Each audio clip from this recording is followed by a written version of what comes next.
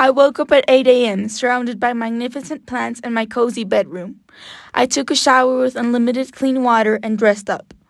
I went to the kitchen and to give the good mornings to my family, which is conformed by my mom, Grace, my dad, Robert, and my two brothers, Peter and Oliver. I had breakfast and went to high school with Oliver. Peter went into the school bus to middle school. Oliver, as always, started to tell me about Lila, a girl in his science class. Heather, you don't get it. She's so pretty and kind. She's perfect. Neither my mom or dad knew about the crush that Oliver had with Lila. If they found out about this, probably they would forbid my brother from talking and spending time with Lila. I don't know quite good why my parents don't like the family of Lila. I think it's because of the scandal of Colin Miller, the brother of Lila that 3 months ago was forcibly taken by the Hoops cops. The Millers were our neighbors 3 months ago until a Tuesday in the afternoon, the Hoops cops took Colin into a van, while Miss Miller was crying and begging them not to take his son. Mr. Miller was fighting with the Hoops cops, and Lila was freaking out. Since that day, my parents didn't allow us to interact with Lila or her family. They were marked by the government using hoops that went around their necks. People shouldn't pass from 3 hoops. They are given a hoop for every time that they misbehave in the society. After school, I walked home while Oliver stayed at school playing soccer. I saw Lila behind me and got startled. I ignored her and decided to continue walking, but she started to run after me, shouting, "Heather, wait, listen to me, I need your help." I remembered the words my mother had told me about staying away from her, but I felt an instinct to listen to what she had to say. I decided to stop walking and turn around. "Hey, Lila, what's wrong?" Lila made a relief face. "I just wanted to let you know that you can talk to me. I don't have any friends right now, and I know we have never really been close, but when we were little and I was your brother's friend, and we used to have fun, the 3 of us. I need your friendship right now. I'm going through a tough time. Would you like to come over to my house? I need to show you something." I hesitated going with her because of her and her family's past, but something in me told me to help her. "Sure, I can come over. Let me just tell my parents that I won't be home until later." I couldn't tell them that I was at the Millers' house, so I just told them that I was studying at my friend Elena's house. We arrived to her house and walked into her room.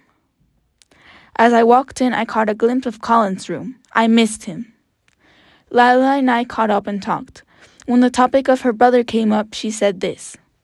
"My brother, before he disappeared, he started acting very weird. He told me that if something were to happen to him, I should go into his room and take his diary and find the girl. In that moment, I didn't understand anything. However, now I know that you are the girl he referred." I was shocked about this.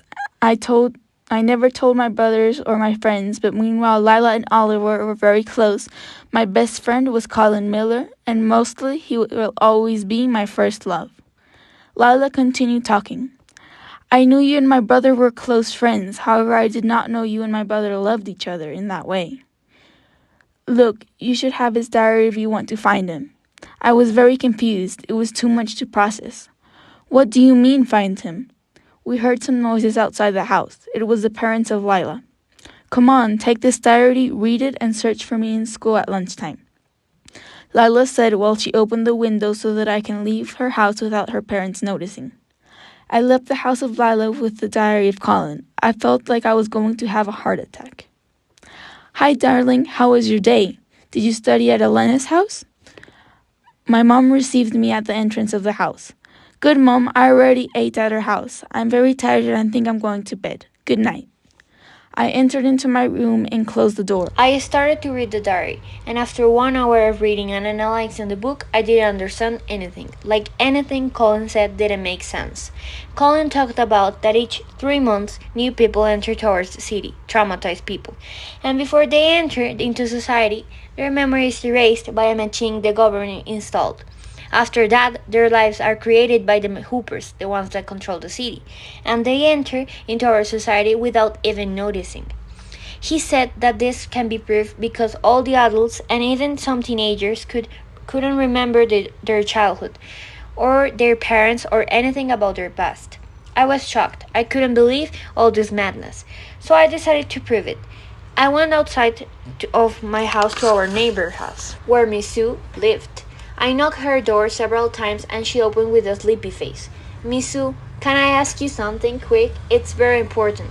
Miss Sue was an old lady of 70 years old. She could prove the theory of calling. What is it, darling? She said. Can you tell me about your childhood or your time at high school? She was very surprised. A boy about your age asked me this 5 months ago, and I am going to tell you what I told him. I don't remember. I only remember that one day I woke up and I was turning 30 years old. Good night, Heather. So Colin was right. The government erases people's memories. Next day, I woke up early at 5 a.m. and I followed the instructions of Colin to go into the cemetery. In there, I went to the last tomb, which was nameless just as Colin said. I sat down and started to read the story of Colin of how it all began. He said in the story, and I'm quoting, I was going back home at night after spending the afternoon practicing soccer, and I listened how someone was screaming begging for help. So I started to run to the sound, and I found a boy about 14 years old that had a wound in the stomach, a pretty big one, and he was all covered with blood with a lot of pain. I was very afraid, however I helped him and tried to take him to my house so my parents could take him to the hospital. But as soon as I dragged him, he shouted of pain, and with all his efforts, he said, No, wait, listen to me. I stopped and lay him down. Dude, we need to take you to emergencies. Let me call 9011. He grabbed my phone and said, No, hear me now. All of this is a trap, an illusion. You can't stay here. Anyone can. What do you mean? Who did this? The boy said. The Hoopers, they're the ones that do everything. I escaped, but they hurt me. I can't live anymore. They took my family. I can't live it. I can't live without them. I was terrified. What do you mean, the Hoopers? They took your family? Where? The boy seemed it was taking his last breath. Neither you or anyone of this town belong here. Once you and your family were from somewhere else. The Hoopers take the people from outside. They make us believe they are the salvation. They enter us from the east and take us to a building in where with a horrible machine take all of our memories and create us a new life. You need to stop the Hoopers. Tell everyone the truth. If you don't, the Hoopers will continue torturing and kidnapping the people. Remember, my name is Hunter Smith. I love my sister, Allison Smith, who was kidnapped and tortured by the Hoopers. I'm the first boy of the rebellion against the Hoopers. He died as soon as he pronounced the last words. His heart stopped beating and the light of his eyes escaped with his soul. Since that day, I never stopped investigating and planning how to release the town from the Hoopers. End of the quoting. I went to school as soon as I finished reading. While I walked to school, I could only think about Colin's story. The man I loved the most was probably kidnapped by the Hoopers. My life didn't have any sense right now, and the future of the whole town was in my hands. I could only think that the only one that could help me was my brother, but I didn't know how to tell him. I did as Lila said. I searched for her in the school. She told me that I needed to tell my brother because he will believe me and help us. I arrived home and I went to Oliver's room and locked the door. What happened, Hayes? I need to tell you something, Oliver. You need to listen to me. And you can't tell Peter or my parents or anyone. Don't scare me, Hayes. What is it? It's about Colin Miller. My brother put a panic face, so I started to tell him that the whole story. I showed him the diary and told him that I had proofs that people couldn't remember their past, including us.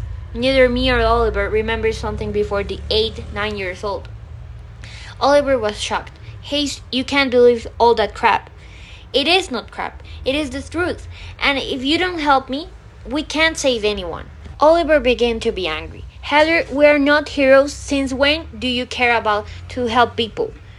Since when I care? I care since I saw Colin taken away from his family, since I took knowledge that the Hoopers are torturing people and taking away their memories, including our family. Oh, I get it. You only care about Colin. I never felt that much anger against Oliver. I pushed him and told him he was selfish and immature. I left his room before he could answer, and that night I couldn't sleep. So I spent the night creating a plan for rescuing Colin and saving the whole town. The next morning, I went into the kitchen and I saw my parents talking to two hoopers. I went to my room and locked the door. I was afraid, so afraid I started to cry. I usually never cry. However, I was sad and afraid. My brother didn't want to help me. I hadn't seen Colin in months, and I didn't even know if he was alive. And the future of thousands of people was in my hands. I couldn't stop crying until Peter entered into my room and hugged me. "Hayes, what's wrong? Don't cry." I hugged my brother. Even if Oliver didn't support me, Peter always would be there. The Hoopers left our house. My parents went into the room and yelled at me. They never yelled at me. My dad was very angry. "Listen to me. Do you want to end up like Colin Miller? Stop trying to get into trouble. If you lie to us again, you will never leave this house. Understand?" "Yes, sir." My parents left the room while Peter stayed there with me. In that moment, I decided that night I needed to take action. "Hayes, I'm sorry. Forgive me. I will help you," said Oliver when he entered my room. Peter stayed at home with my parents, distracting them, while me and Oliver went to Lila's house. The plan was simple. We take the car and go into the buildings of the east, go to the forest, climb the fence, and use the emergency stairs to go to the basement. Colin said probably it was the place